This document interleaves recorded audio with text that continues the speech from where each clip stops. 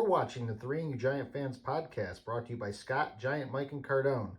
We're sponsored by Manscaped.com. Use code AGREYMAN to get a 20% discount and free shipping. And download our audio podcast at Apple Podcasts, Google Podcasts, or wherever you get your podcasts from. So that was the dulcet tones of Bob Papa and Carl Banks talking about the schedule, talking about primetime games, and staying out on the West Coast, which I know we'll get into on that in a minute. But also talking about the fun time this is for the fans and being able to mark down your predictions for the year. I know as long as I've known Cardone goes through the schedule with a fine-tooth comb and he marks down W's and L's and he's got everything lined out, and I'm just perfectly fine with 10 wins. So we'll get into all that in just a second. We are the Three Angry Giant Fans and a Jet fan. This is your host, Scott, Giant Mike, Cardone, and Jet fan Novak. And we got a lot to talk about. We got schedules to go through. We got discussion of fairness of schedules. We got some pet peeves. We got a couple questions. And before that, let's give a shout out. So this one's going to be a bit of misdirection. So hello, Chapel Hill, Tennessee, not North Carolina. However, Chapel Hill, Tennessee, even though it's located near Nashville, it is named after Chapel Hill, North Carolina. Population 1,717, and one of those guys is listening to us. So that's fantastic. It's a town named after another town? Town named after another town. That's new. That's a new one for me. Like, I know there's multiple, like Washingtons, but they're all named after a guy, right? I mean, that all came from a dude. I've never heard of, hey, we were on the way here. Did you see Chapel Hill, North Carolina? It was really nice. We're just call this Chapel Hill. Yep. That's the way it went. Wow. And they've carved out their own little thing there. So they're known for the Lion Super Pull of the South, which is a tractor pull. And then tied to that tractor pull, which is apparently a big event, the greatest outdoor concert in Tennessee, the Tractor Palooza. Tractor Palooza. So instead of Palooza, Palooza. Palooza. Uh-huh. I guess, and they must have a different zip code than the Chapel Hill of North Carolina, but as Newman explained to us, zip codes, they're meaningless. So it doesn't really matter. So let me let you in on a little secret. The zip codes, they're meaningless. So tractor pulls their biggest event. Not a lot in common with the very uptight Chapel Hill, North Carolina. I'm getting maybe the impression. I don't know. A little bit more fun. They were enamored with Chapel Hill, North Carolina for some reason, but didn't carry on the same traditions. I don't believe. No, they didn't go with the tea and crumpets and the powder blue, Argyle. The Argyle pattern. Yeah. No. The menacing Argyle of North Carolina. I wonder if they raise enough money each year on the Tractor Palooza to pay off the refs too. You know it. Are you saying the Tractor Palooza is rigged? It's fixed? Yeah, maybe that's something they have in common with Chapel Hill, North Carolina. We are alienating our Chapel Hill, Tennessee listener.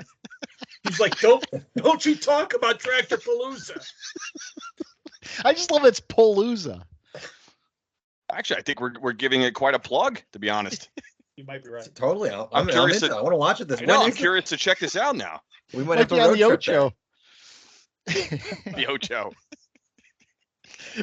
So before we get into the schedule, initial thoughts just about the process of having the schedule. What's your mindset when you see it released? We'll get into the nuances, but just the first impressions. And I'll start with Jets fan Novak on that. I'm just going to go NFL in total.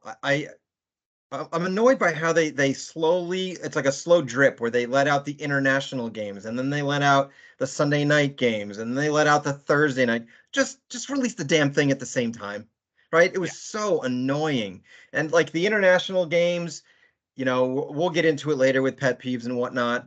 We're playing in Frankfurt, Germany. I mean, are you kidding me? Games that mean something, not exhibition games. These are regular season games. The Jaguars, of course, because it's the Jaguars who play like 100 games, it feels like, because they're on every London game, every Thursday night game I can find. It's the Jaguars, the Titans, and the Ravens. Of course they're out there. Doesn't Frankfurt have the Galaxy already? What do they need the NFL for? They have the fucking Galaxy. Seriously. The WLAF, the World League of American Football, I think, or whatever the hell it was. That didn't, take off, so they got to take some of the NFL games over there. Brutal. Galaxy. They had the helmets that had like the universe on it. Is that like the purple helmets? Yeah. It had like a fireball or something. It was like a weird. It didn't look like a universe. I was like a galaxy. No, I don't know the difference. Thoughts, Mike? I couldn't agree anymore with Novak. I'm so tired of everything about the NFL. Everything they do is like this. They've turned the draft into this same kind of thing. It's everything we talk about all the time. And now they have to do it with the schedule release. Give me a break. And you guys know how I feel about, bringing out Faith Hill or whoever they got now, introducing these primetime games. Like people are sitting at home just, finally it's Monday night and the game is on. Like it's not at all what happens. Again, we used the term a lot last year. I'll jump right in this year with it. It's gaslighting. Releasing these international games first like it's a big deal. Nobody gives a shit. I'm glad they release them first because I don't care about them. I don't even have to pay attention.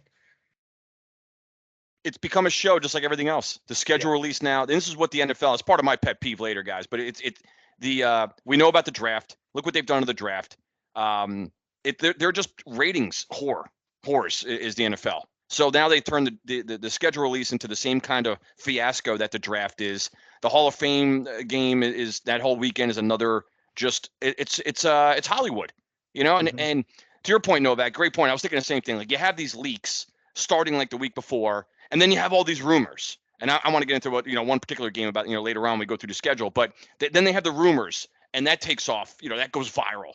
And then it's something completely different. And it's like, oh no, like they switch it up on you. So they give this little tease in term, to whet your appetite. And it's like, you don't need to do that. We're as the real fans like us, we don't need the Hollywood bullshit. We need and then, I tuned in. I did my best on last Thursday to not read social media, the texts, all that kind of stuff. And I did a pretty good job. I wanted to try to watch live that night as much as possible.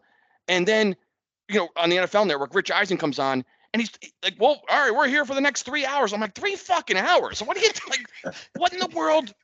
You could take care of this in 30 seconds. Just scroll every team, and then they go right into some. Actually, Novak, if you were watching, they went right into the Jets. Of course, Salah, right? And I'm like, where's the actual schedule release that I've been watching or waiting for? And they go right into like each.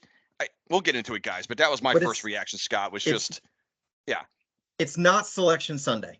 They're wanting it to be March Madness Selection Sunday. It is not. That is a selection of who's in the tournament. They're all in the tournament in the NFL. They're all playing. That's a great call. They're trying to make it that. It is not that. Yeah. And the funny thing is, we've known who we're going to play since the season ended. Totally. The only thing we didn't know was when we would actually play them. So it's, I came up with 5 pet peeves this week because I know I'm going to cross 4 of them off because you guys are going to hit upon them. So I just had a bunch of backup ones going on there. By the way, Novak's going to be happy because the Jets do open up in the Hall of Fame game with Cleveland. So they're going to start the season. They also have another game in there, which we'll talk about here in a minute. That's probably going to raise our hackles. I know. There's no doubt. I know where you're going, and it definitely is going to. So before we break everything down, let's go to the schedule. So for the Giants, preseason opponents this year, we don't have the Patriots on the schedule like we normally do because we're playing them in the regular season. So we have the Lions, the Panthers, and the Jets. So we keep the Jets even though we're playing them in the regular season. I think it's just the Snoopy Bowl, the tradition. And then the Giants embark on a historic, or maybe I should call it dubious, 11-day run where the first 3 games are played in 11 days. The only time in history an NFL team has opened up where they'll play the first 3 games in 11 days. So they start with the Cowboys on Sunday Night Football at home. All right, we're home, Sunday Night Football. And then we travel out to the West Coast to Arizona the following week. And then that following Thursday, we're just going to stay on the West Coast and we're going to go play the 49ers on Thursday Night Football. So that's your third game in 11 days. And then for week 4, come back to MetLife for a Monday Night Football game against the Seahawks. And then week 5, we're at Miami. Week 6, at Buffalo on Sunday Night Football. Week 70, the Commanders. Week 7, the Commanders. Week 8, the Jets. At home. Commanders were at home too. Week 9 at Vegas. Week 10 at Dallas. Week 11 at Washington. Week 12 we're home against New England. So we had 3 away games there. And then we are home against New England. Then we have our bye week 13. After the bye, week 14, we come back Monday Night Football against the Dick's former team, Green Bay. And then week 15 at New Orleans. Week 16 at Philly, so 2 back-to-back games there. Week 17, the Rams at home, and then we finish up week 18, the Eagles at home. So we get the Eagles 2 weeks out of the last 3. Didn't we fucking do that last year with the Eagles? I mean, both. It was. We played the Eagles twice in December last year. And Scott, I don't know if you're looking for a reaction right away because this is the most angry. Yeah, go ahead, please. We're done with Dallas and Washington by week 11. Yeah. We hadn't played the Eagles yet at all. And then we played the Eagles twice in the last 3 weeks.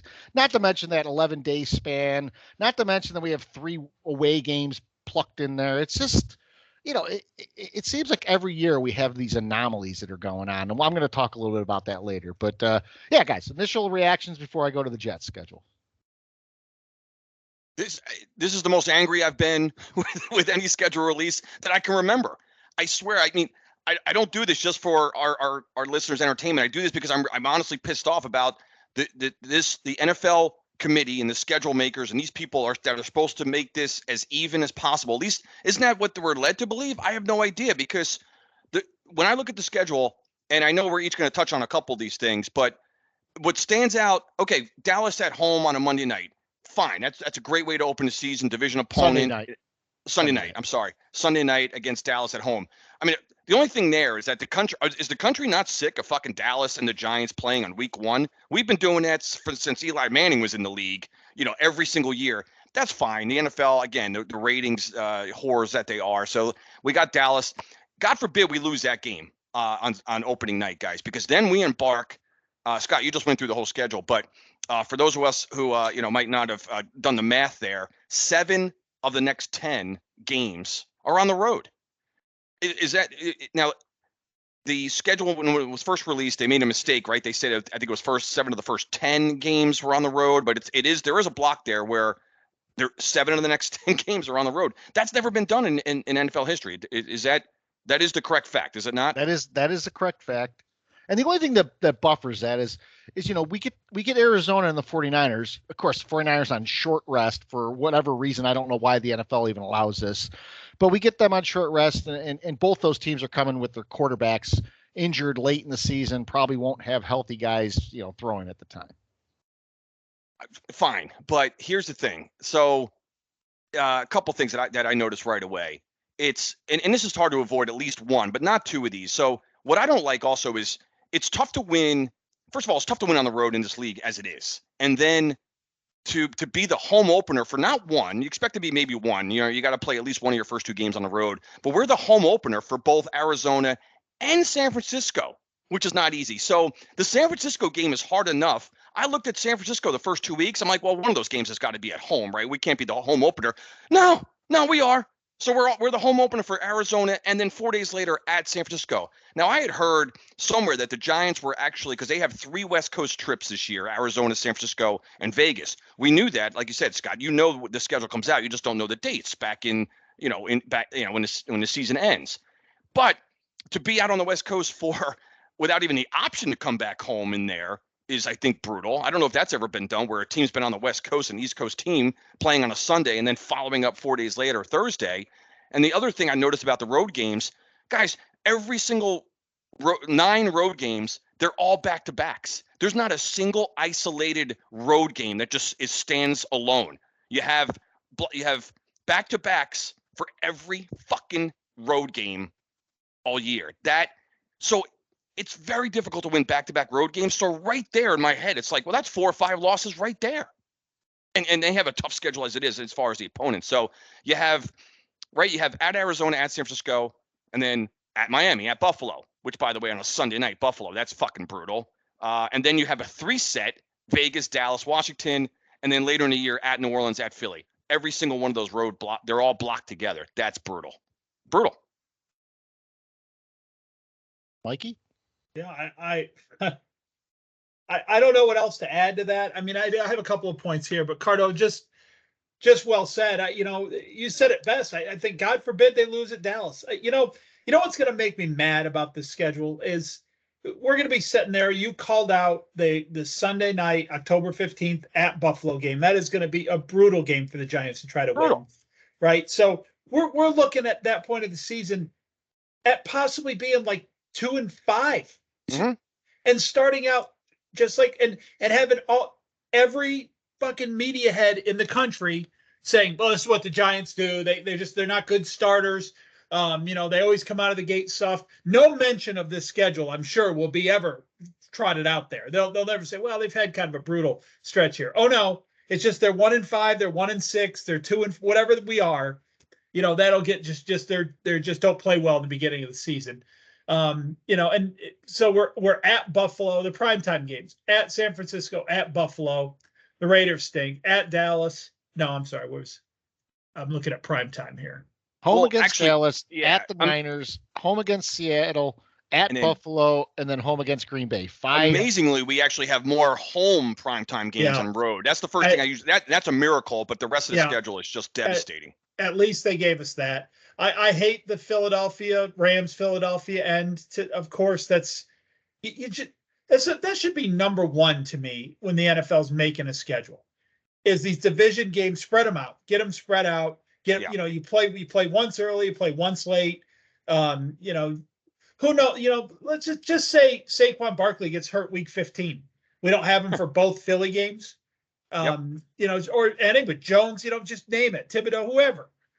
When you cram those games together like that, now you could say, well, what if Hurts gets hurt week 15? It's true enough, but just cramming them together like that, I mean, it's not good for the game. It's not good for the fans.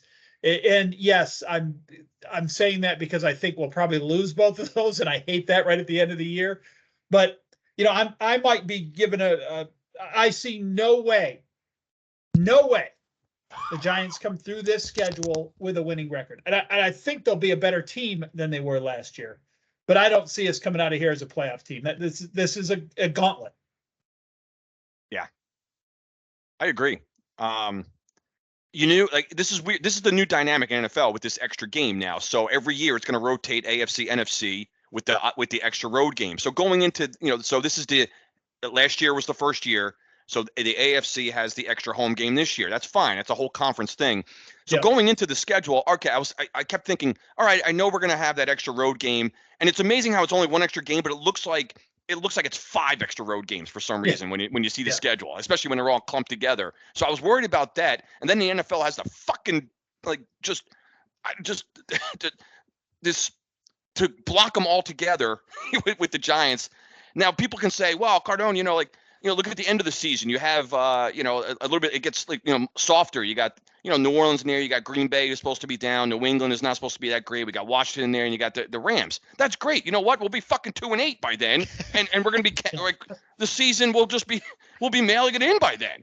Yeah. You got to somehow be at least 4-4, 5 somewhere in the middle of the season, and I don't see how the hell we're gonna be even 500 through the end of October. So I see the exact opposite of what happened last year for the Giants, where the Giants got off to a miracle 6-1 start, then they hit the rough patch, and then they were able to, do enough at the end of the season, to get in, had the Colts at home, that kind of thing. But this year, I see the Giants in trouble early and mid-season. Another brutal start. Yeah, and then not having enough to, just get back in the thick of it. Now, I think the NFC is going to be down in terms of, records, and 9-8 could get you in as a wild card, but yeah, Mike, I'm the same way. I'm thinking I can see them like maybe 8-9 and missing out on the playoffs. I really do. Yeah. Thoughts on the Giants schedule, Novak, before I get to the Jets? No, I mean, Giants schedule. well, yeah. I mean, look, I was trying to be objective when I saw these schedules come out because I knew Cardone gets fired up about the schedule, and I looked at this and I was like, I can't wait for the pod because he's going to go ballistic. Screwed. You guys got 100% screwed, and I didn't even notice the back-to-back away game thing until you just mentioned it now. And I'm looking like this, and I'm going, holy shit, he's right. They don't play a home, away, home like at all. Once. Not once. How does you that happen? Who looks at this and says this makes sense? Dude, and on top of that, there's a couple things there, and then also, you know what else I look at, Novak? I look at who has a bye before they play the Giants, and like I literally go take the time to look through the schedule, and sure enough, like the Jets have the bye before they play the Giants. My point. You know, New England. First thing I look at, when I look at the Jets schedule is who do we get after the bye? Because I want a team, like a good team after the bye, because you have more time to prepare from. That's when you play your best. And I'm like, oh, great, we got the Giants. That's good enough. So, right. We also have New England has their bye before they have to play the New York Giants, you know, and then so I'm thinking that's at least two that I saw. I have a problem with the bye week. The bye week comes too fucking late in the season. After 12 games, we'll be 4-8 by then. It also comes with all these road games. We can't get the bye week somewhere smashed in between 3 road games in a row. That's another thing. The bye week comes between 2 fucking home games when you don't even need it. Yeah. You know, when you're traveling and you're banged up and you're going out to the West Coast and you're playing at Dallas and at the Redskins in division games, the bye comes in between New England and Green Bay when you don't even need it. It's bullshit. They couldn't have backed that bye up 2 weeks between Washington and Dallas. Yeah. Right. Yeah. How about smashing it in there? Like that way you give a break at least so you're not on the road for 3 straight weeks and fucking 7 out of 10 weeks. Yeah. Yeah. Guys, I just don't understand how schedule makers can't. Why don't they just have every team go home away, home away, home away, home away the entire way? I don't understand why the Philadelphia Eagles are doing that. Yeah, go look at the Eagles schedule. It couldn't be more balanced. So moving to the Jets, because I know we're going to talk about the nuances here because I have some notes down. Novak or Cardone just touched upon one of the notes they have, but going to the Jets actually have 4 preseason games. They start off as the Hall of Fame game against Cleveland, so that'll be in Canton. We'll have the Hall of Fame ceremonies, the pageantry, and then no one will watch the actual game. They also get the Panthers, they get Tampa Bay, and then they get the Giants. And then the Giants open up against the Cowboys on Sunday Night Football at MetDeath. And what happens with the Jets? Week 1, they have the following night at MetDeath, Buffalo on Monday Night Football. So a primetime game in week 1. Week 2, they go on the road to play Dallas. So we're flip-flopping teams there. We start against Dallas. Jets take Dallas week 2. Week 3, home against New England. Week 4, home against Kansas City on Sunday Night Football, another primetime game. Week 5, at Denver. Week 6, home against Philly. Week 7, the bye, and then we already know who they play in Week 8. They play the Giants, away technically. Week 9, Monday Night Football against the Clippers, as Cardone would call them, the Chargers. Week 10, they have a Sunday Night Football game, and they're at Las Vegas. Week 11, at Buffalo. And then Week 12, Miami. And what game could this possibly be? Is this what Black Friday?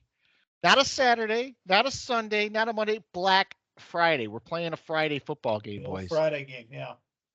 So Week 13, home against Atlanta. Week 14, home against Houston. Week 15 at Miami. Week 16, home against Washington. Week 17 at Cleveland on Thursday Night Football. And then Week 18 at New England to finish up. So 3 of the last 4 games on the road, but prior to that, 3 games in a row at home.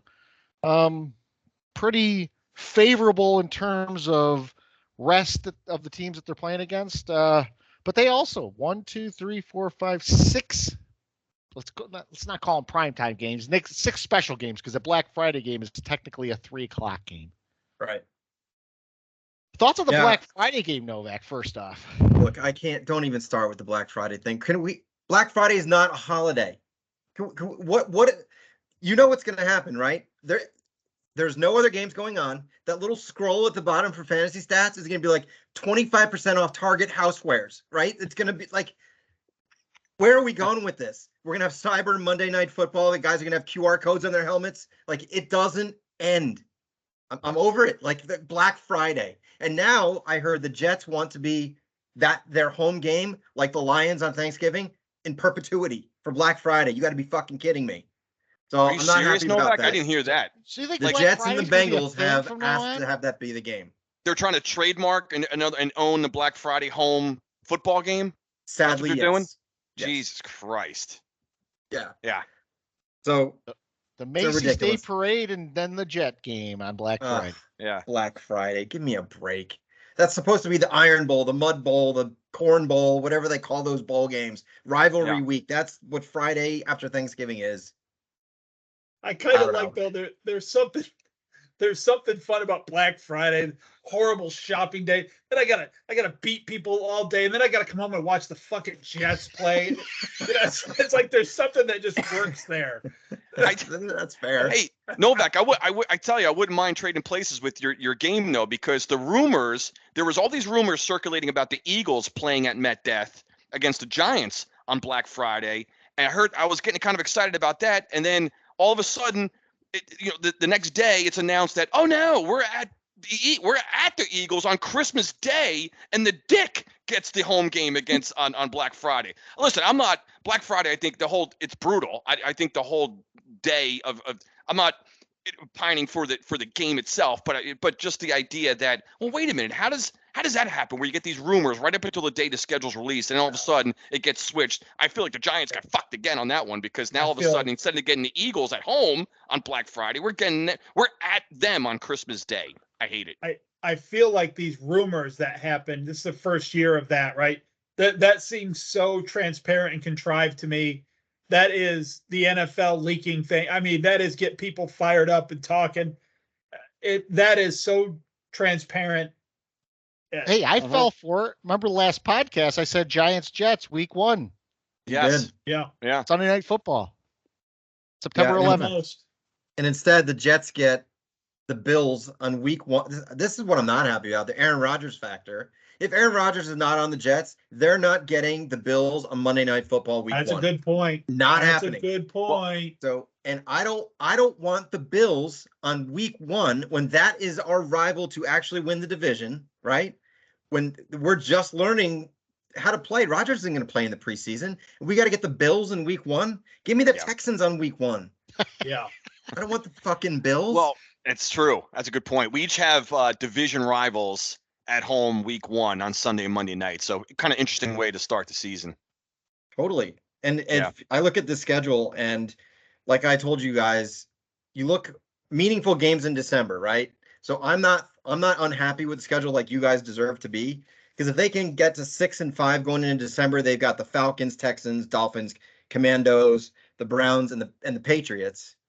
That's not that difficult as it stands right now. You never know what happens, right? But I will say week 17 in New England, that game is going to mean something. Belichick's probably last game. Jets need a win and he's going to fuck us somehow. There's no doubt in my mind.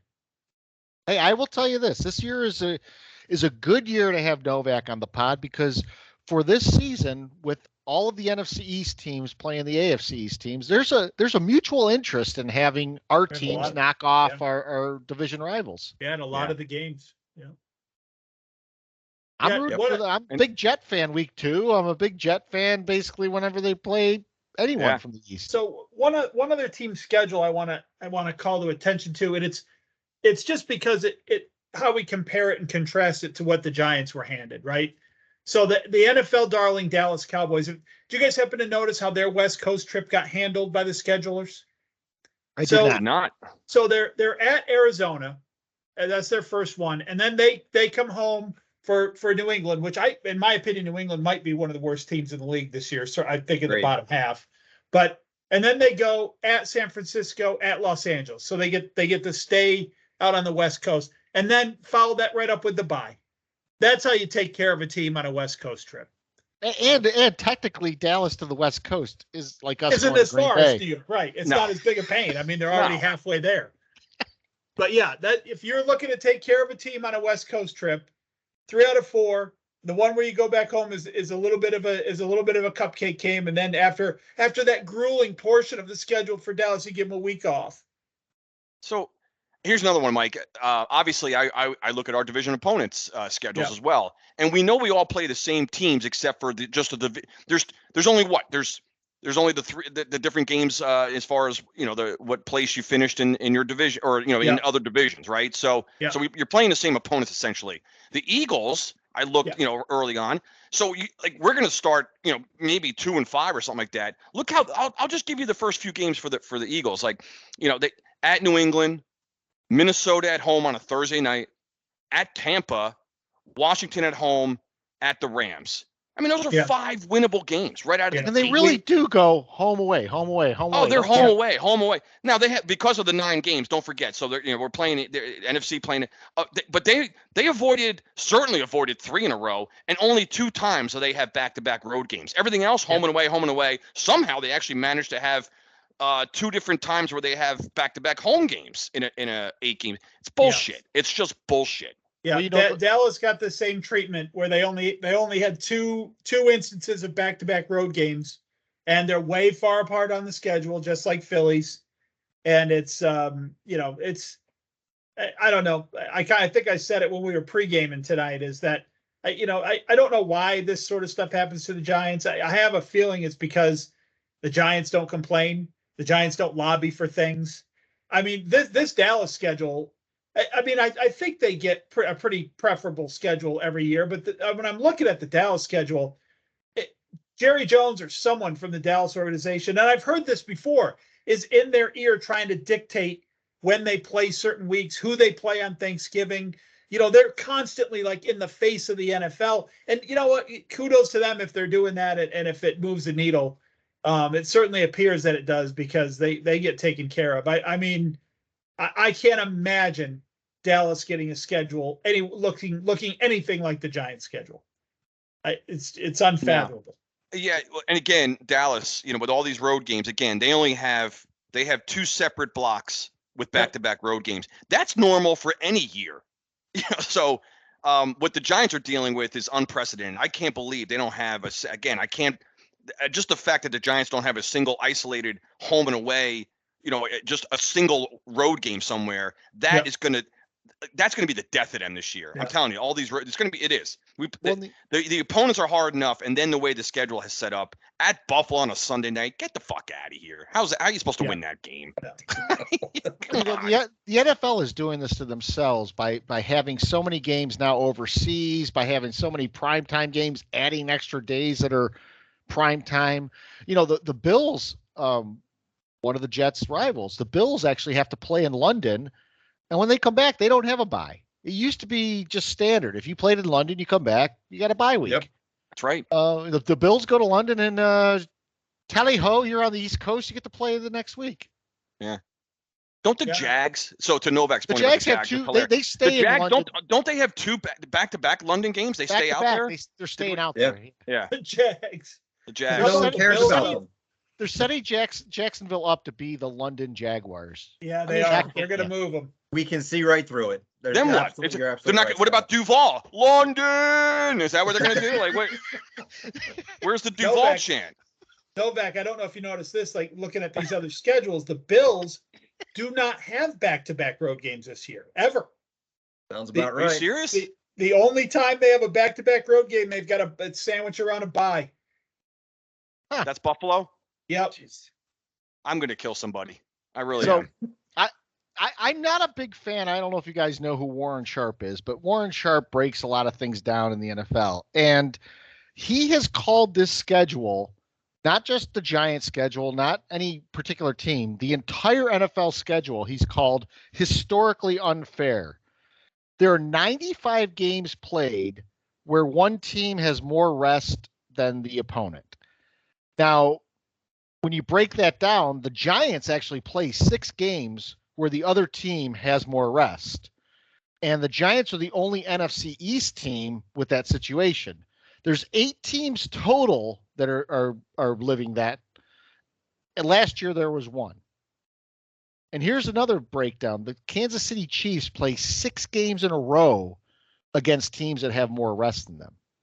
Now Novak could be happy about this because the Jets are one team among 6. So there's 6 teams that only have one game where the other team has more rest. So there's an imbalance here, and it's funny because I was joking about before we came on the pod about how, when I set up the fantasy football schedule, I hit the schedule generator. It generates a fair schedule. Now we might play our divisional games, one in the beginning of the season, one at the end. But you know what? It's fair. I don't understand how they can have such a disparity with the amount of resources that the NFL has to make things fair for each team. And if it's as simple as going home way for everyone, do it. I don't get how they can have these anomalies, and they almost seem to like it. It's like they like the controversy. They're trying to pick and choose markets and stuff to get maximum. That's why where normally during the season they would never, even on a Sunday and Monday, have the Jets and Giants both at home the same weekend, but they do it opening week against Buffalo and Dallas because all they see is dollar signs. 100%. Guys, I'm telling you, I'm going to do my pet peeve now because I only had one, and we're talking about it right now, so I may as well just get it out right now. And the NFL now, what this has become, it's a reality show. It has become, it is all. So we're talking about all the problems we have with the scheduling and why does the committee not take into this? Because guys, it's all for TV. It's all it is. It really. The days of just the schedule making sense, it's gone. It's over. It just is. It doesn't make sense anymore because the only thing about it is it's all for TV now. Think about what has happened just in the last 10, 15, 20 years. And some of it I've loved. Like I've loved the flex scheduling and some of those things. So they've incorporated some things that are great for the viewer when it's not your team. You want to see like good games late in the year. So the flex was one good thing. But now what has happened, it's so convoluted and they've muddied the water so much now. Simply, it's all about TV, and that's it. It's about the network. Think about Thursday nights, even with the Prime. The games aren't even available on regular cable anymore. You got to have Amazon Prime and stuff. That's what it's all about, guys. It's become, and it's always been a business, and we always know what drives the revenue in this league. And as fans, and I'm an old school hardcore fan. That's the part I just want to keep separate and not even think about. But that is what is now infiltrated into just our love of just our teams and the game. Is that it's just that's what's happening. That was the only pet peeve I had really because I'm only focused on the schedule. Since it came out last week, and that's all I can think about is just being pissed off at the networks. And I used to love how it used to be. Remember, like back in the old days in the 80s, and like CBS with the Madden Summerall days, that was the NFC, and then NBC was the Jets and the AFC and all that. And it's all, and I know it can't stay like that forever. Everything evolves. I understand all that, but it's like I'm just longing for like the old days of the NFL, and they're long gone, man. It's not coming back. Cardone, who thought we'd see the day where you're going to have weeks where there's 5-6 games at 1:00 on a Sunday afternoon? Exactly. Right. That used to be, was always like just the best time slot of your week, 1:00 on Sunday, and now that's going away. The Giants don't have a home 1:00 game, I think, until they play week 8 against the Jets. That's right. Yeah. Actually, Scott, the week, they changed, now it's Washington, I think the week before. Okay. Looks like they have Washington. I love the point, Cardone, about the CBS and NBC and that was an enjoyable part of the game back then. I loved the CBS presentation. I loved even when Fox came out. I loved the Fox presentation. I loved flipping over to NBC, watching the Bills and the Jets, and it was enjoyable. It was never tired. It was never like, ugh, not again. And I don't know at what point that exactly happened, but all I think of when almost every announcer is flapping his guns up there is shut up. Just shut up. At least give us honest analysis. It's been 5 years since any announcer has claimed any player is worse than average. It's not even, it was It's one true. thing. It was one thing when they were being brutally honest. Okay, that's cool. But if they're just going to get up there and lie and again gaslight us to our face, just shut up. No one cares. No one wants it. No one wants your garbage draft and your garbage schedule release. And the only problem is we fucking eat it up, even though we know we hate it because we got to know this stuff. Exactly. I also think Monday Night Football used to be the night, right? Those were always the rivalry games, the big games. I think the NFL knows we've got them on Monday night. We don't need to give them, the big rivalry game. Other than the Jets and the Bills, I'm looking at this Monday night schedule. It's weak, as it was last year, as it was the week before, because they know we'll just throw the Mannings on there. We'll get ratings. We're not worried about it. So I don't think they're putting enough emphasis into Monday Night Football. That was an institution for decades. To me, it's now a throwaway game that you have to watch because there's nothing else to watch. I think there was. Go ahead. Yeah, I was going to say real quick. Yeah, Novak. I think, and I don't know when it happened. It was a shift a couple of years ago. Now, as we all know, it's the Sunday night game. It's the Sunday night game. They're great. They're always great matchups. Yeah, but you're right. The Monday night game. I don't know. It's sort of like it's like we've exhausted ourselves by the time the Sunday night games have come around. And then it's Monday. It's almost like an afterthought. Like, oh shit, yeah, the fucking the Bengals are playing the Colts, or something. Like, right. Oh yeah, it's just like some poor matchup. It's like that's the same for like the Thursday night games too. I know they're trying to correct that too, as with the Thursday nights schedule. But it's just I don't know. It feels watered down. It's just diluted. They had a couple games last year on Amazon, and those were the lowest rated games we'd seen in some time. And the games on Thursday are terrible as a whole. But guys, we're entering a new era here. We are going to actually, and I hope I'm not taking someone's pet peeve, but we are going to have an exclusive live stream NFL playoff game on Peacock. So if you don't have Peacock, you're going to either have to sign up for a free trial and then cancel afterwards, or you're going to have to just not watch the game, or you're going to have to go to a bar or something. I mean, a playoff game. Do this shit in the regular season, but now when you start extending it into the playoff season, what the hell is going on here? If that cost $1, I wouldn't pay for it. Fuck those guys. Yeah. I hope fans boycott this. I hope they say, because what's going to be. It's going to be the Jets. Last year it would have been the Jags game.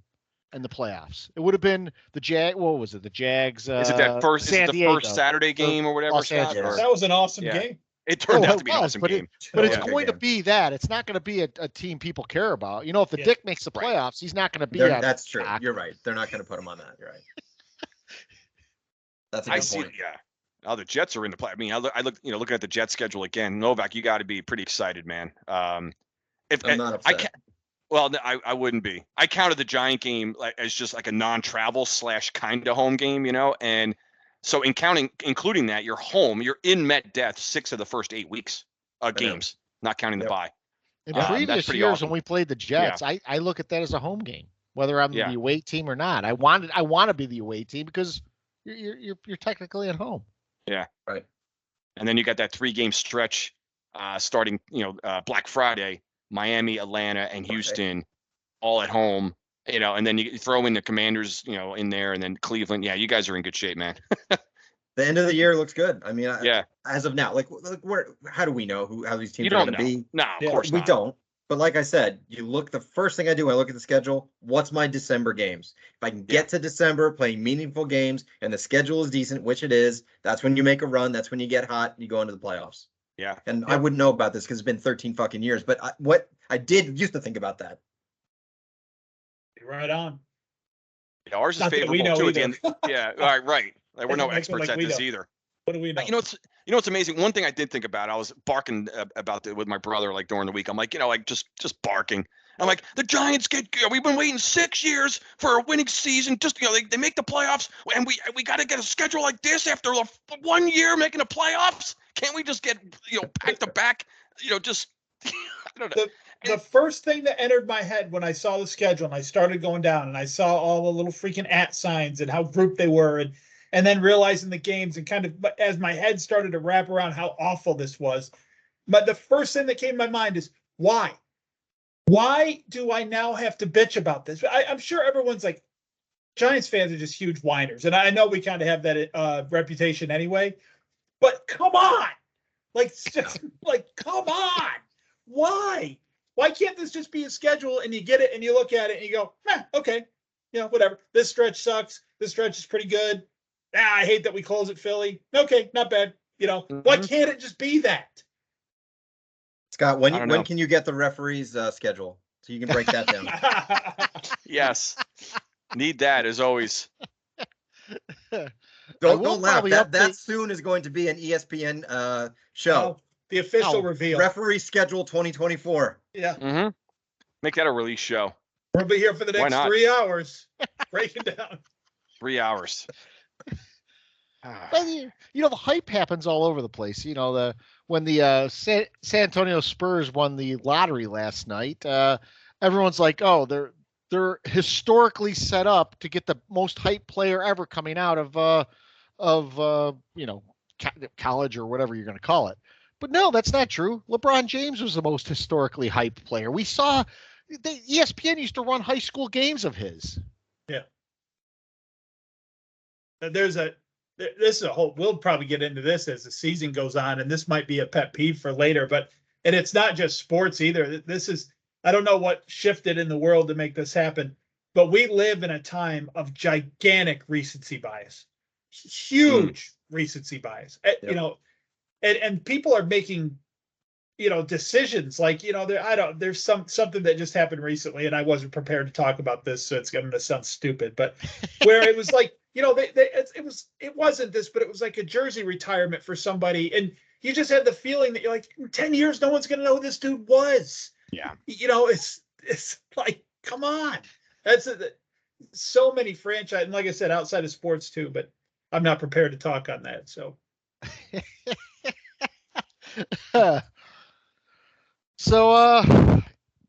Eddie, we might as well get to pet peeves here. Cardone burned his. Let's go to Jets fan. Let's go to Jets fan Novak on pet peeves. It's like I burned an early timeout that pisses me off in the game. Like, well, you save your timeout, damn it. Yeah. Tell you, it is tough following Cardone because he just crushed this pet peeve. That was on point. Yeah. So I'm going to stay with football, but my pet peeve is going to be spring football. Why do we have these leagues that no one gives a crap about? And not only do we have one spring football league, now we have two. I didn't even know that the XFL or which USFL, I don't even know which is which, is still going on, even though they had the championship or whatever last weekend. If you watch these games, their families are there. That's it. No one watches these games. The ratings are terrible. No one cares about these spring leagues. Who invests in these leagues? Please, someone explain to me why we have this, why anyone cares. We had the AARP league. What was that thing a few years ago that didn't even make it to the end of the year? Like, enough. It's a great call. I have no idea. Whatever it was. USFL was on I guess it was on Sunday. I'm flipping around, and yeah, I mean, and it's so embarrassing. Literally, there's the stands. There's nobody in the stadium. It's like you said, they're family members. Maybe not even. There's nobody there. There was more at the kids' soccer game at the Y last weekend than I saw in these USFL games. Yep. And like, I happened to watch. So it was the New Jersey Generals, right? I remember the Generals from the '80s, right? When the USFL actually did have some momentum for a couple of years. They had some big time players, Herschel Walker, of course, and some others, But and so the guy made a sack and he's doing this pose, and he's dancing. He's doing a sack dance, and I'm like, who are you entertaining for? There's nobody in the fucking stadium. Like, who are you? Guy's dancing around after, like, I don't know, man. I have no idea who watches these games. I don't know what leagues are going on. That's what was that league from last year that lasted like 4 games? Was it AAFC? AAF, yeah. Yeah, it went bankrupt in like week 5. They weren't getting paid. Was that the one that had Oliver Lux as the commissioner or whatever? It was Andrew Luck's dad or something like that? I think he's the USFL, if I'm not mistaken. But, okay. But nonetheless, that was that league, which was just, I mean, all of these leagues are bad. The game, I tried watching it, the San Antonio Brahmas, or I think was their name, or whatever they were. I tried watching the game. It is hard to keep your interest in this. Yeah. I flipped on to watch like a replay of the Byron Nelson Classic. Like, Yeah. anything but this. Anything. When I don't have a rooting interest, I may love the sport of football. I don't love it that much. Just like I'm No. not going to sit down and watch a Well, women's flag football game and be captivated. well, that has certainly happened to me over the years. Is and Cardone has said this before. I'm basically a Giants fan now. I very, very, very rarely watch another team play. I'll be keeping an eye on the Jets this year, and there's some other teams that I have maybe a little bit of interest in, but like I know sometimes I'll be laying around on Monday night getting ready to go to bed, and you guys will start texting back and forth about something that's happened in the game, and I'll be like, oh yeah, there's a game on. Like I don't. I really, I mean, and that's because of everything we're talking about now. It's the whole thing pisses me off. I wish the Giants weren't involved in it, but why wouldn't you start a football league right now? You guys realize that WNBA celebrating its 27th season this year? What? No, fully funded by the NBA, by the way. Yeah. Nobody has ever watched it. 27th? I wouldn't have guessed that if I had 27 guesses. I'd just say there's no way I would have said it was been around that long. I think I would have, because I think it was hemorrhaging money. I think it was 1996. I was with my dad, so I was back, and somehow the first WNBA game was on, and I said to my dad, we watched like the first 10 minutes of it, and we both said, "Oh, this will never last." And it was 1996. I remember because it was the year I got married, so that was 27 years ago. Yeah. Wow. Well, we also both said that Conan O'Brien wouldn't make it past the first week either. So we're terrible judges about things. Well, you were right. You were right about the WNBA. In any normal situation, that would have been one of those leagues that folds up mid-season. We can't pay the players. I mean, there's no, why not? Why in this day and age? Why not? Because they'll just gaslight us and tell us how successful the league is.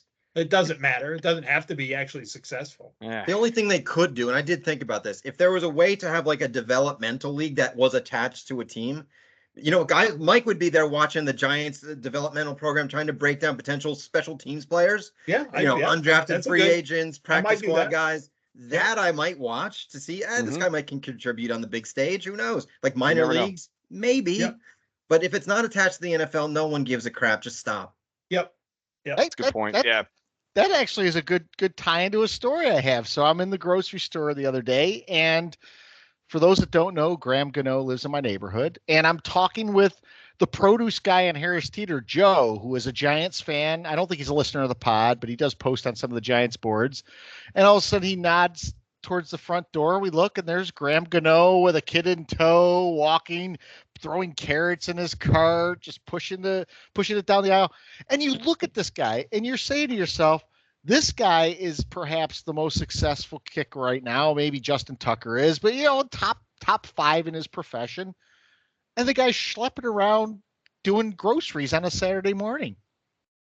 Regular guy. Calves are a little bit larger than mine, not terribly. Like you expect to see like cannons underneath there that can propel a ball 70 yards. No, he's a fit looking guy who's in his mid-30s with a kid in tow, and I think he's got 4 kids. Jeez. And just throwing shit in his cart and moving along. How exactly does that tie into what we were talking about? I got lost there. I think Novak talked about somehow there's some tie. There was a connection there. There was a connection. Why didn't you ask him to join the pod as a guest? I should. Right. I don't know.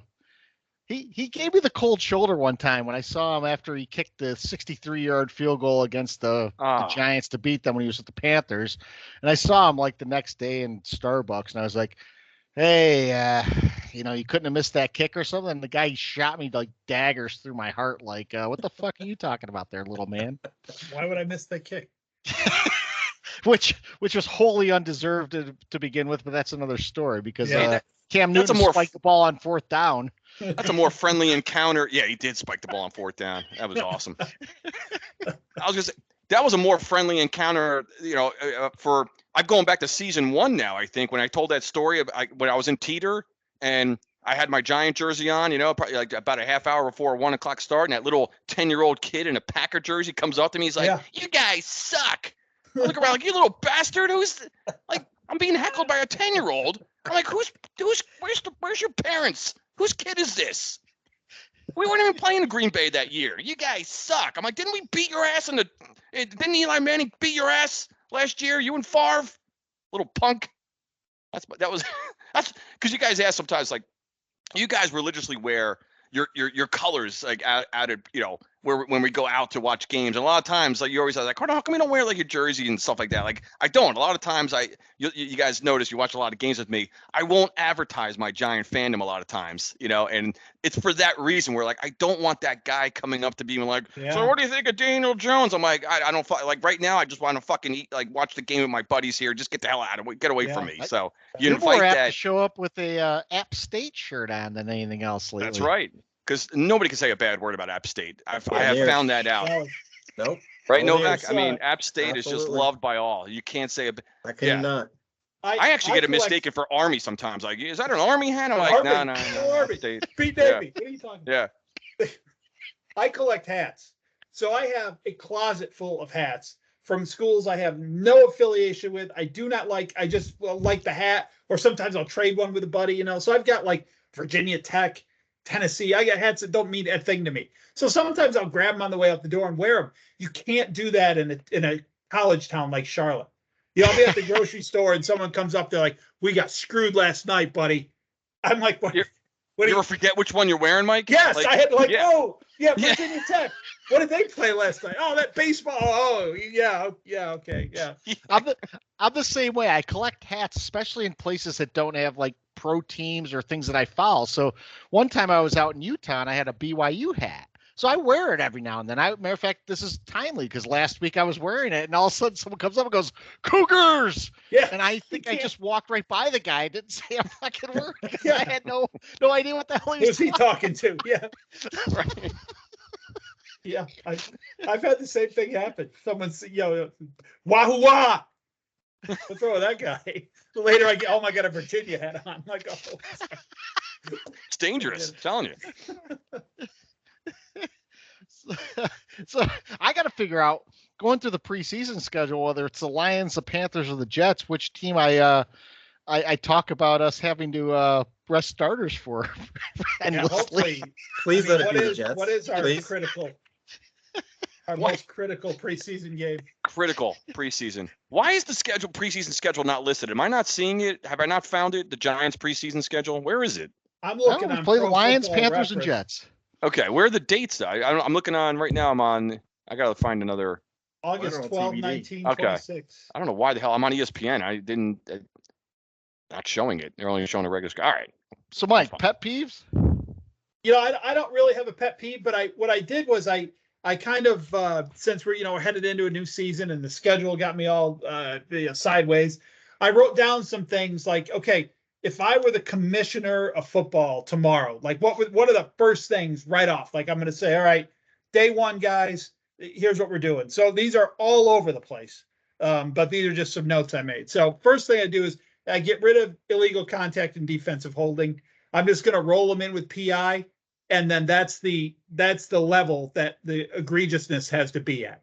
That ball has to be going to that person, that kind of thing. The next thing I do is, maybe have a committee and I just say, look, pick plays. Are they legal or not? If we're just going to decide today if they're legal. I don't care. I don't care if they are or not. But if they're legal, then fine. But if they're not, okay, we're not going to allow them anymore. I got thinking about overtime and what just makes the most sense to me. Everyone's wringing their hands. Oh, what if you get the football first and kick a field goal? Oh my God. Like that's never happened. So, I think, okay, let's just keep playing. So if the score's tied, let's just keep playing. Just go, all right, fifth quarter, you flip the field. It's just whatever you're doing, keep playing until someone scores. I don't, that seems like it makes a lot of sense to me. I don't know. Hey, wait, what if they're on the 1 yard line when the game? Shut up. I don't want to talk. So the schedule, all right, we talked earlier about the 16 or the 17 games. It's got to go. It's unbalanced. It's stupid. My OCD brain, it drives me insane. I can't stand it. But I know they're trying to stretch it out, and we have one less preseason game. I'm all in favor of that. So let's do 16 games. Let's do 2 buys. So every team gets a first half bye and a second half bye. Let's go to that. I think we had a couple of years like 80s or 90s where we had 2 byes, didn't we? Didn't they experiment with that? They did that at least 1 year. Yeah. Yeah. All right. Obviously, we talked about this one, right? Games only on Sunday, Monday, and Thanksgiving. That's the only time football's ever played. Sunday, Monday, or Thanksgiving. That's it. I'd sign up for that right now. That is fantastic. That's it. New officials top to bottom throughout the league. And we don't want to just fire these guys, right? So if you're 45 or over, you're a replay official now. We just send you up to the booth. You know the rules. You just can't keep up. So we're gonna send you up to watch replays and call down to the field. To me, that's I'm saving jobs. Look, it's like who thought having a 60-year-old man on the field is a good idea? Honestly, no, it's dangerous. So dumb. It's right. It's dangerous. It is. We had a guy in full pads last year his heart stopped beating on the field. And there's 65-year-old men running next to him. It doesn't make any sense. There's that ref, Scott Novak, right? And, he's been around for 2 years, and he's like 70. I'm like, where was he? What's he been doing for 30 years? He's been doing up till now. He's been learning for forever. He's been learning the rules book. He finally passed the bar, if you will. He's the bar. Yeah. And then the last one. This is more recency bias by me here, but can we have a version of the draft we can watch? It's maybe in a back room where we don't hold up the picks for TV to do a special interest story. Like there's a real draft that happens somewhere, and we can pay like $100 to watch it. But then on ESPN, they hold back the picks and they only let people know, as they want to after commercial break or whatever. I mean, I just want to watch the draft like as it happens. I want someone to be talking like they used to. Remember, like Mel would be going and they'd be like, Mel, shut up, the pick's in. Yes. They wait for now it's like, oh, we got to go to commercial. Then we got to watch this guy for some reason answer the exact same. How does it feel? It feels fucking terrible. I can't believe it. I don't. What do you want him to say? Yeah. What's he going to say that's different than the last guy? Did you guys, I'm getting back on the draft, but did you guys notice they all came out, they got a hat for 0.2 seconds so they could take a picture, and then they walked. Yeah. Oh my God. That's actually a really good idea, Mike. NFL Network 2 for the real fan. Yeah. Right? Yeah. All stuff. And they can have, Taylor Swift and the Jonas Brothers on the other network for all the half-wit fans that they can watch there. And real fans can watch on NFL Network too. I love that. We've just got this stripped down sort of acoustic NFL. We're just watching the game, and you turn when there's nothing on. It's like a blank screen, and at 1:00 it's a kickoff. That's it. You just go. Yeah, like movies have the director's cut. There's 2 versions, right? The Donner cut or the Star Wars, whatever one. I don't know if I have the right one, but like we would watch the uncut version. Give us the one with the cursing and the cable version. We don't want the TV version, the bullshit. Yeah. You know what I mean? We want the real version, right? Yeah, you're right. That's a great idea, guys. Have the announcers on there be guys who these guys. All right, this guy, he sucks. He's terrible. He doesn't belong on an NFL roster.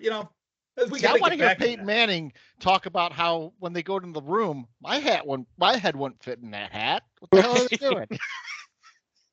Yeah, Peyton and Eli are a little bit of a window into that, but even I during Giant games last year, I did watch them religiously, but at key moments I was like, can we what's happening up there? There's something happening. It was hard to do. I am fully on board, Mike, with your first one. I think, and I'll extend this. It's not just defensive holding and illegal contact that have to go. The referees need to understand when a foul actually impacts play and when it doesn't, and don't call it if it doesn't, because they're making shit up half the time. I mean, and what illegal contact and defensive holding does is it really just gives the referees a blank check to write to alter the outcome. The terrible thing, Scott, is I think that's exactly what they want. I think it's not going to change because they want the blank check. Yeah. That they want to extend that drive. They don't want Aaron Rodgers or Josh Allen or any of these guys Jalen Hurts now to get the ball on their own 10 with 46 seconds left and just get defensed out of that game. They don't want that to happen. They don't want it to happen. It's obvious. Yeah, totally obvious. Yeah, so that's mine. That's my commissioner for a day. Those are awesome. Those I are just gotta really tell you, good. they were spot Good on. stuff. I actually have to go down to my fifth pet peeve because everyone else has touched upon them.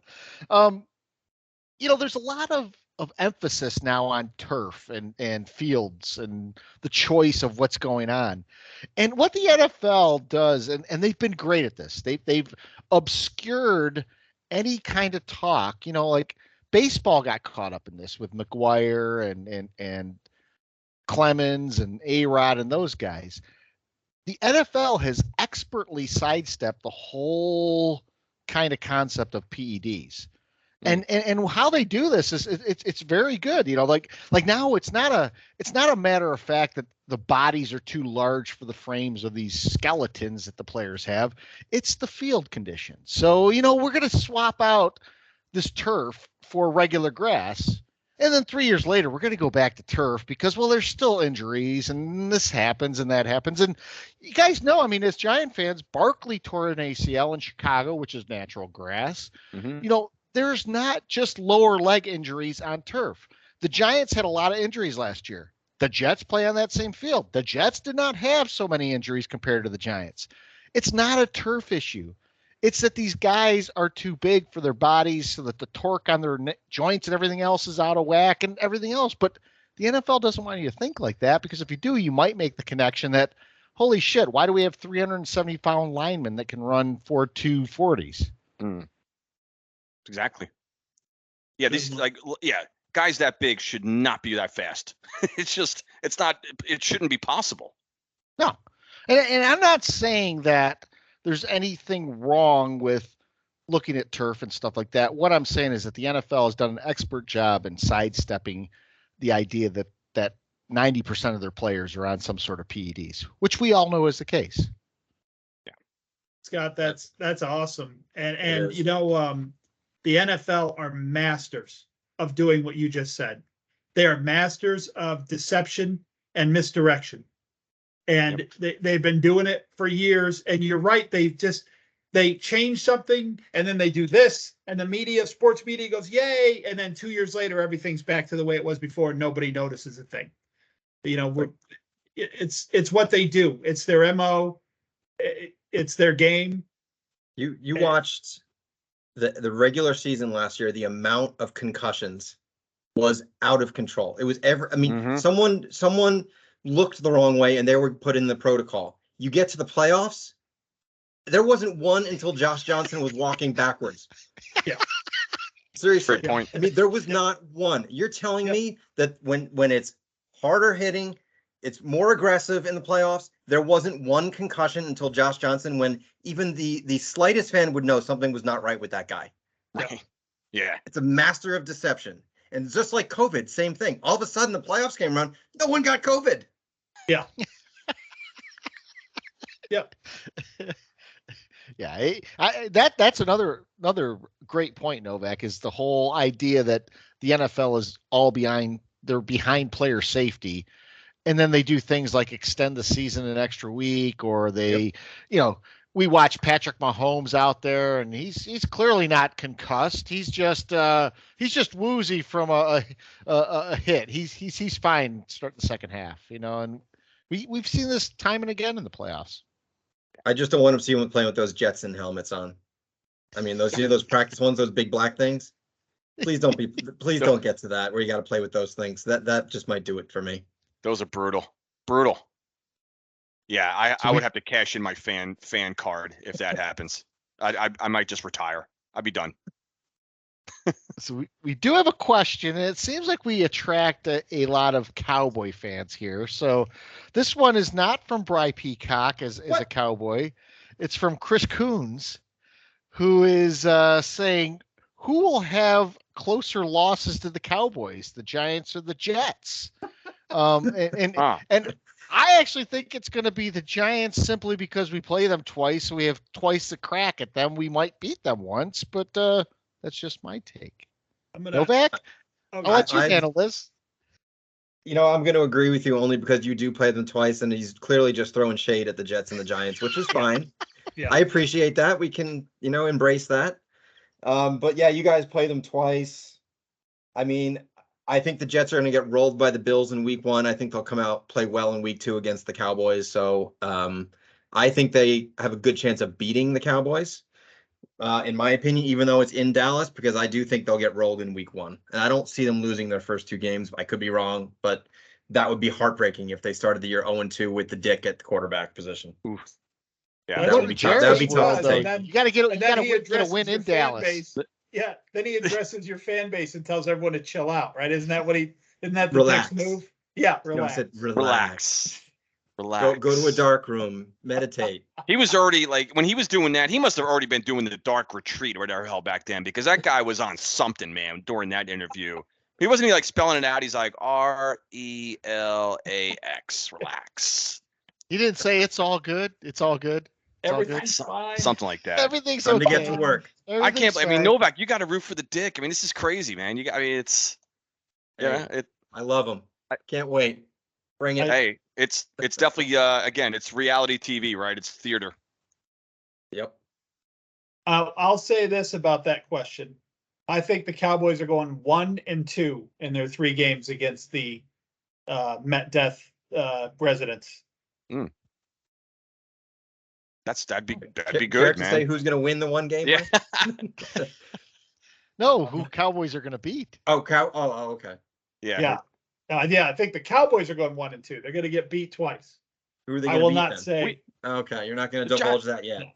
Yeah, the Giants lose a lot to the Cowboys, of course, but they don't seem to get blown out by them. No, they always hang around. Right, we seem to be within a score or 2 of the Cowboys, and then we always find a way to lose to them in the end. But so I just keep looking at the schedule. My God, guys, I'm telling you, if we lose them on week 1, I'm going to be in bad shape already. 1 game into a 17 game schedule, I'm going to already be in bad shape for week 1 on the 3 angry Giant fans and the Jet fans. It's going to be bad. I'm telling you right now. I think Cardone and Mike have already basically said what they think, but guys, predictions record wise this year, let's handle the Giant side first. So I'll start with Mike.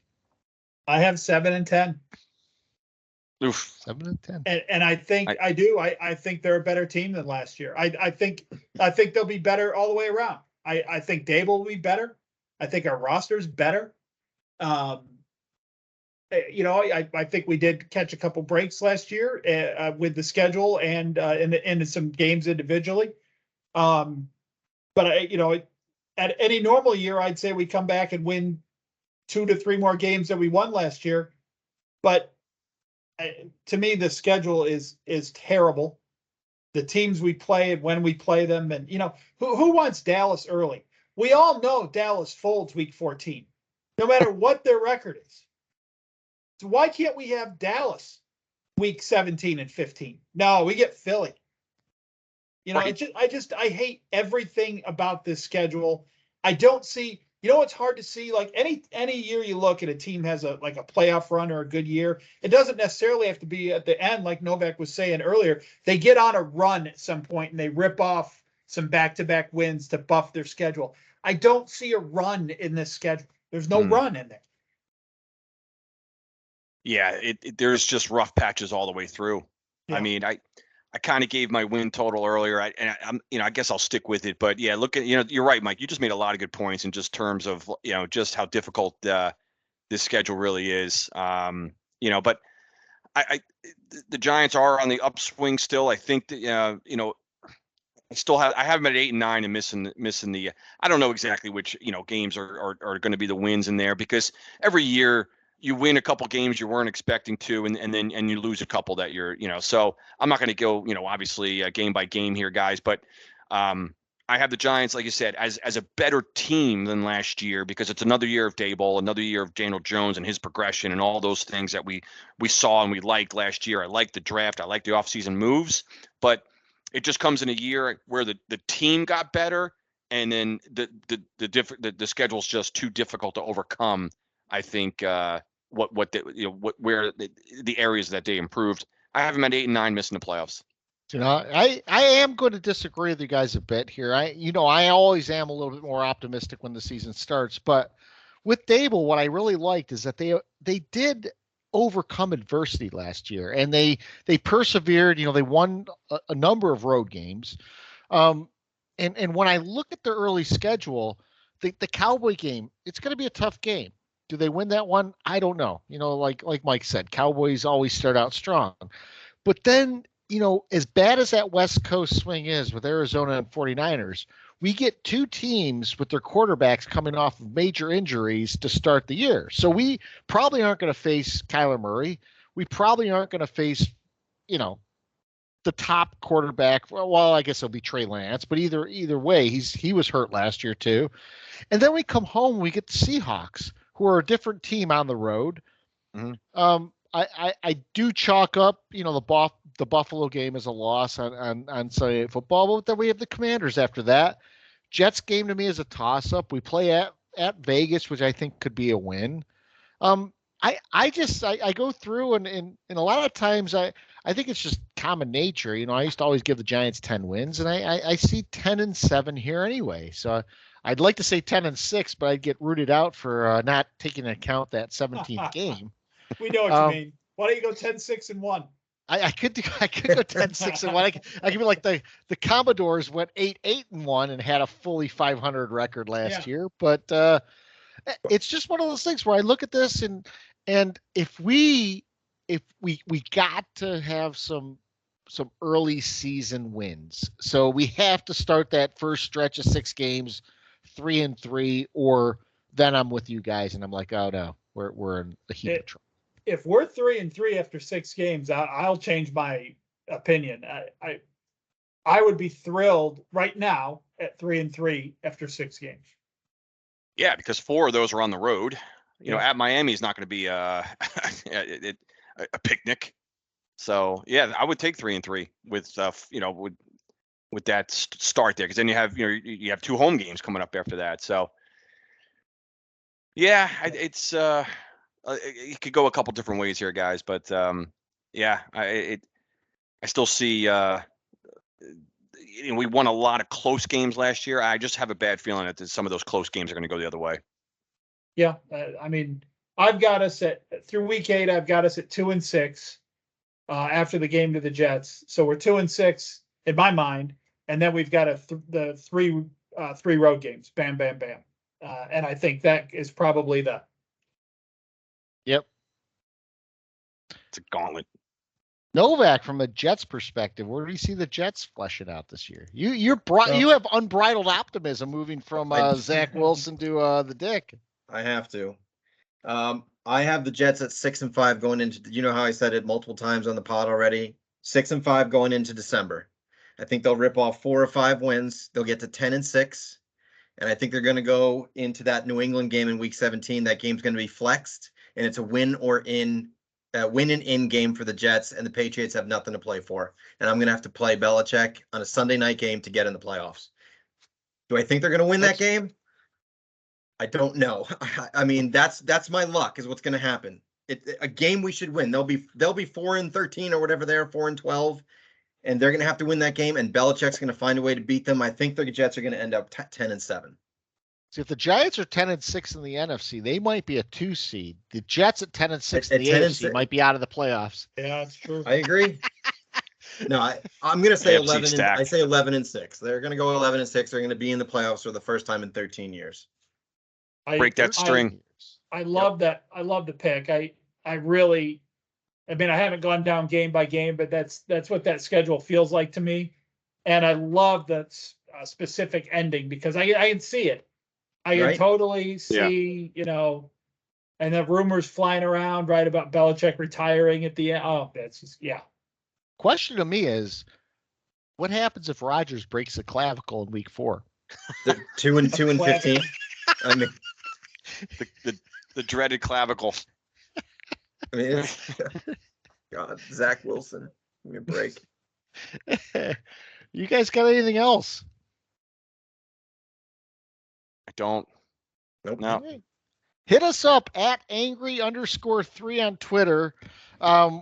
We probably are not going to see you guys for a little bit. We're going to take a hiatus until training camp and right around the first exhibition game. So as much as the NFL likes to bleed things through the season, we have the Super Bowl in February, and then March, free agency, in April, the draft, May, you got the schedule release and so forth, June, mini camps and everything.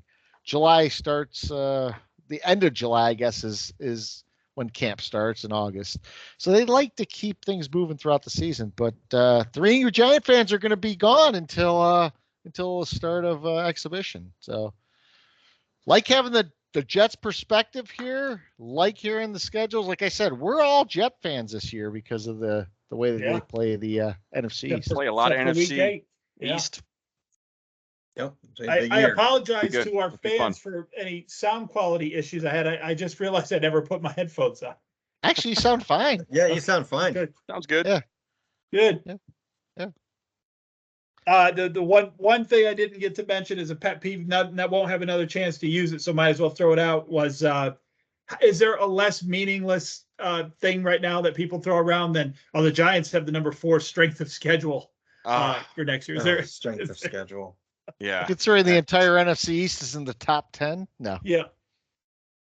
That's got to disappear, and that's got to go I away. mean, and there's a story here, right? I'm looking at right now. It looks like a link to ESPN, and it says, "Well, what do the Titans have to do to beat the Chiefs in Week 1?" I'm like, you don't even know what their fucking roster is right now. I mean, how in the world? Yeah. So once again, we are the Three Angry Giant fans and a Jet. Hit us up at angry_3, and we will see you guys in August. All right. Have a good summer. Carol. Take Have a care, good all. summer, everyone.